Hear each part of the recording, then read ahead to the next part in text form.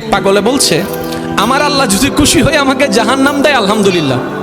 এবার শিক্ষিত সমাজ যারা আমাদের মতো কিছু আছে না, বেশি পণ্ডিত, এবার যাই বলতেছে সবাই চাই জান্নাতে যাইতে, এই পাগলে চাই জাহান্নামে যাইতে। কত বড় গাদা। পাগলে মুস্কি হেসে বলে যায়, হ্যাঁ ঠিকই বলছেন, আপনাদের মতো সুস্থ আমি হতে চাই না, এই পাগলেই থাকতে চাই। এবার তাদের একটু টনক লটলো, কই কেন? সবাই চাই জান্নাত, তুমি চাচ্ছ জাহান্নাম। বলে যে ভাইয়ারা, আপনারা মনে হয় আমার কথাটা খেয়াল করেন নাই। আমি বলেছি আমার রব যদি খুশি হয়ে, আমার রব যদি খুশি হয়ে আমাকে জাহান্নাম দেয়, আমি সেটাও নিতে রাজি।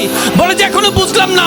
পাগল বলে জ্ঞান দিয়ে রবের বিষয় বোঝা যায় না, দিল দিয়ে বুঝতে হয়। আরে শুনো, রব যখন খুশি হয়ে যাবে জাহান্নামটা জান্নাত হয়ে যাবে, রব যখন নারাজ হয়ে যাবে জান্নাতটা জাহান্নাম হয়ে যাবে।